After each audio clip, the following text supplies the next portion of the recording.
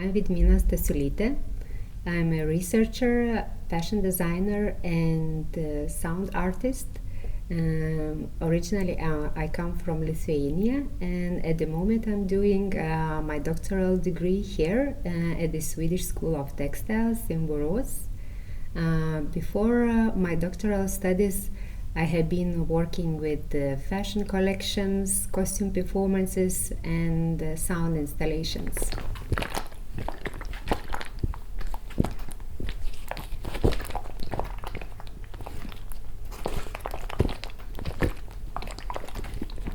I'm exploring alternative fashion expressions that are based on sound in order to challenge fashion design field and also to develop new methods and tools. If you would close your eyes, you could hear someone is passing by with high heels. Somewhere far away you can hear someone is unzipping the dress or bag.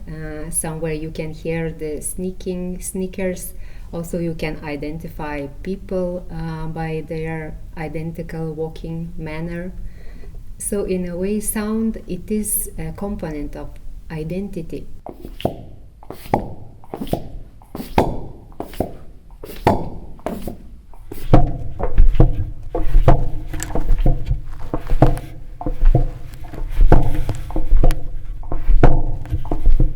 During my research, especially in the first practice of my research, I started to think how we could investigate and perceive dress as an archive of memory. So this was inspiring me to rethink how we could investigate cultural heritage from a completely different sonic perspective.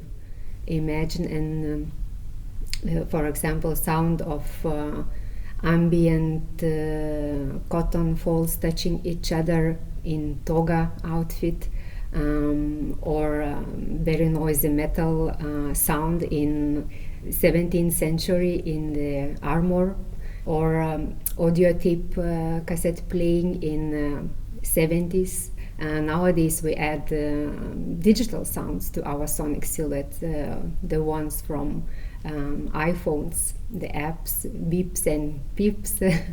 So in a way this could encourage to revise culture heritage from this sonic perspective, and as well it would be also a different format to present design artifacts, because especially in museums and galleries, design and art is exhibited in glass boxes, so you cannot touch, and the main engagement is very visual. So this research, this kind of that I was facing, how to present sonic expressions to the audience, it inspired me to think and develop as well representation methods for this field. As well, it could involve people, more diverse audience, to explore fashion and design. For example, those who cannot see.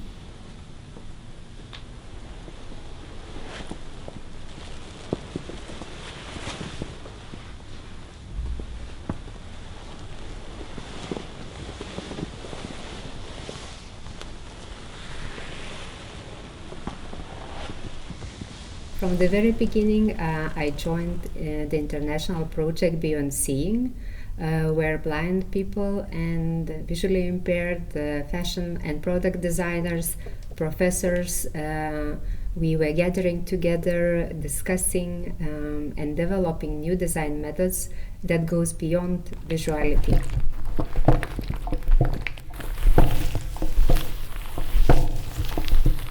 I was interviewing blind and visually impaired people about how they perceive fashion, how they understand identity.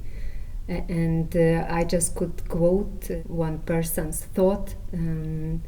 she told me that sometimes she really would like to avoid this negative aspect that white cane gives her to her blindness. So she is living at home, this white cane, and she's wearing a polyester sport jacket instead, and going to the city, making a lot of sound. And in this way, she's scanning surroundings and echolocating herself. She said also she's following a person who is wearing high heels, and this person becomes a guide without knowing it. So this was a very big inspiration and motivation for me to dive into this sonic expression and sonic dress, sonic identity field. Therefore, I chose this topic for my doctoral research.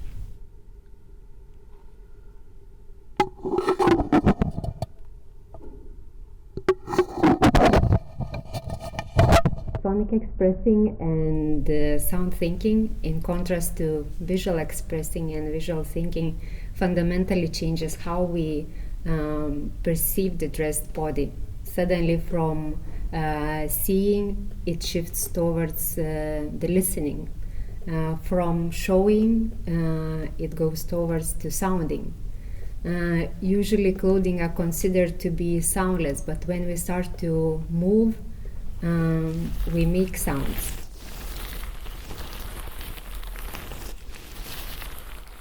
It is very much based on this threefold interaction that is moving, touching, and sound becomes as a result of this interaction.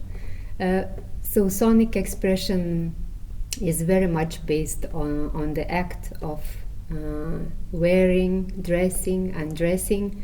Therefore, I was thinking to present my research in the exhibition space, and I wanted to invite people to really engage with the objects, sound tools that I make, and try on and explore different listening modes and make sounds with sound tools.